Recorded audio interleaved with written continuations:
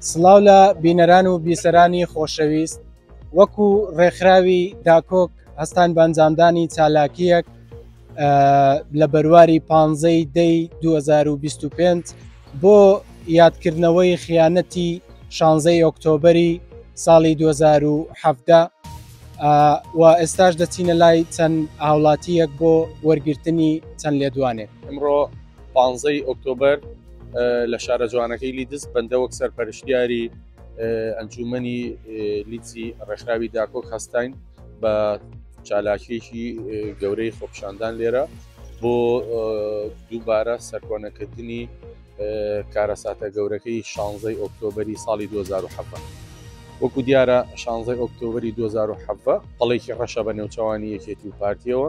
کە لەو ڕۆژەدا خیانەتێکی گەوریان لە میلەتی کورد کردو لە 150 خاچی کوردستانیان فرۆشت لە پێناو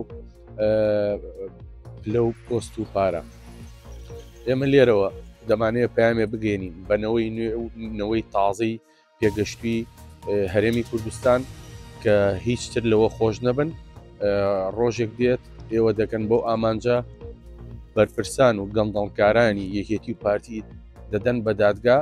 بۆی سزای عادیلانی خۆیان وەرگرن و دش بەو کارە نامرۆڤانەی کە کردیان کە لە ماوەی 24 سعاتە لە ڕۆژی 16 ئۆکتۆبەری ساڵی 2017 بەڕێ خۆشکەری و چاوساخی ئەمان بە دەبابەکانی حەشدی شعبی تیرۆریست بۆ هۆی کوژرانی زیاتر لە 100 پێشمەرگی گیان لە دەستی کوردستان و تەسلیمکردنی خاشی کوردستان و دزینی خاکەکەی لە پێناو پلە و پۆست و پارە و زینی نەوت. زۆر سپاس. 16 ئۆکتۆبەر دەرەنجامی ڕیفراندۆمێکی شست خواردوو بوو. ئەو ڕیفراندۆمەی کە مەسعود بارزانی پێگوێدانە دەرەنجامە ترسناکەکانی ئەنجامیدا کە بوو هۆی لە دەستدانی 151 خاکی کوردستان کەمتر لە ماوەی 48 کاتژمێر لە هەمووشی کارەسات باتر لە گۆڕنانی خەونی سربەخۆیی بوو کە لە پێناویدا هەزاران ڕۆڵەی کورتیانی خۆیان بەخشی. بەهۆی ئەو خیانەتەوەی مەسعود و پاڤڵەوە ڕۆسەی تعریبکردن و گۆڕینی دیمۆگرافیای کوردستان دەستی پێکرد و هەزاران خێزانی کورد ئاوارە بوون و ماڵیان وێران بوو. بە دڵنیاییەوە دەبێت خیانەتکاران ڕۆژێک سزا بدرێن، ڕوڕەج بکرێن، چونکە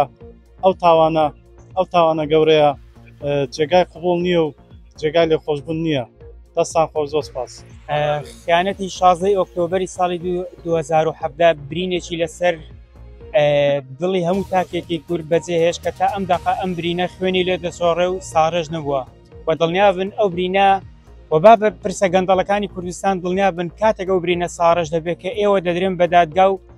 سزای خیانەتەکەتان وەردەگرنەوە لە پای خیانەتی 16 ئۆکتۆبەر و هەموو خیانەتەکانی تر کە کردوتانە بەرامبەر بە گەلی کورد. لە 16 ئۆکتۆبەری ساڵی 2017 خیانەتی گەورە لە گەلی کورد کرا کە بۆ هۆی داگیرکردنی کۆی ناوچە کێشە لەسەرەکان لەلایەن سوپای عێراق و حەشد شعبی تا دنیامەوە دەبێت گەلی کورد باجی ئەو خیانەتە بە پێویستە هەموو تاکێکی کورد هەموو 16 ئۆکتۆبەرێک خاین و خۆفرۆشان بەنەفرەت. خیانەتی 16 ئۆکتۆبەر لە دەرئەنجامی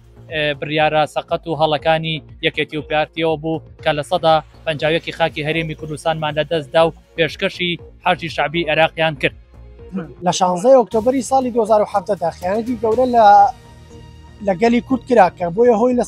لە دەستدانی 151 خاکی هەرێمی کوردستان کە ئێستا کاتی دەنگدانە خەڵکی بە شەرەفی هەرێمی کوردستان 16 ئۆکتۆبەرتان لەبیر نەکردووە خۆ با بیرتانی بێنمەوە خەڵکی بە شەرەفی شاری کەرکوو بیرتان نەچێ ئێستاش ناتوانن بە ئازادی ئاڵای هەرێمی کوردستان بەرزکەنەوە.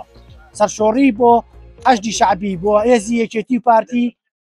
گەندان چالاکوانی ڕێکخراوی داکۆ ئەمڕۆ بەشداریم لە خۆپیشاندانی 16 ئۆکتۆبەر کە ئەو ڕۆژە ڕەشەوە بەدەستی یەکێتی و پارتی کە لە 150 خاکی هەرێمی کوردستانی فرۆشت بۆ مانەوەی دەسەڵاتی خۆیان و بەهادەردانی هەزاران خوێنی شەهیدی کوردستان کە ئێستا ناتوانن بە ئازادی لەو ناوچانەی کە حەشدی شعبی دەسەری بەسەرا کرد بە ئازادی خۆیان ئاڵای کوردستان انتقال کردن و داوای ماف و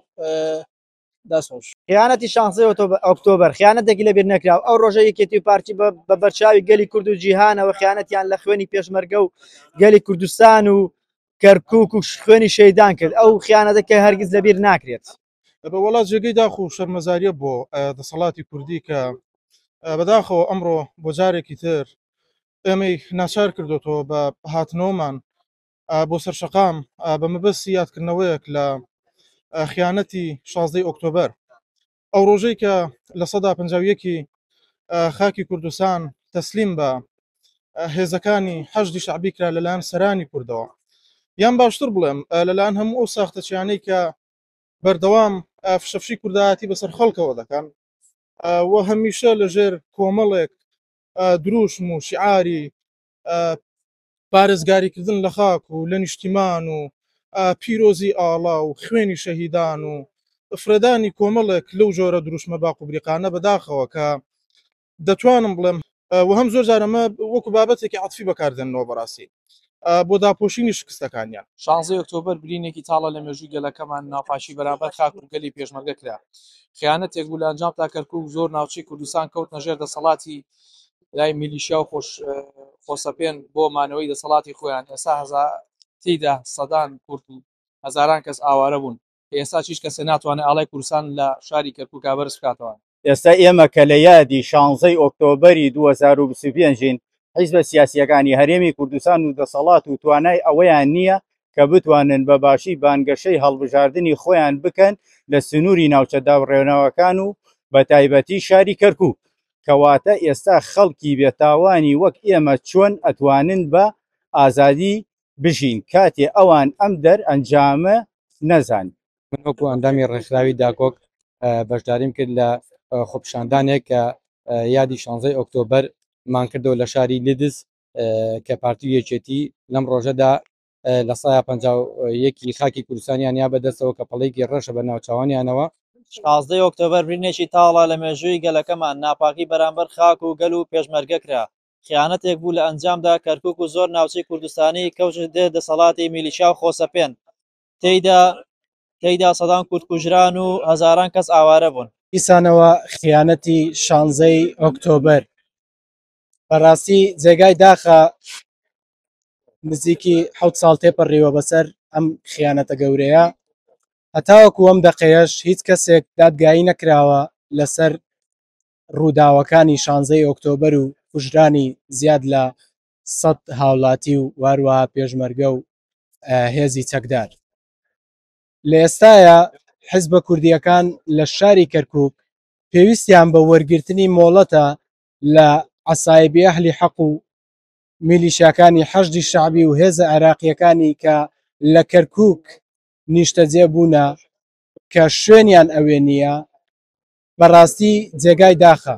و هەروەها کەرکووک ئێستا بۆتە سەربازگا ئێستا لە شار دەرچووە ئەو شارە جوان و پاک و خاوێنەی لە ساڵی 2017 بوو بەڵام ئێستا بووە بە سەربازگا بۆ میلیشیاکانی حەشدی شەعبی و هێزە میلیشیاکانی عێراق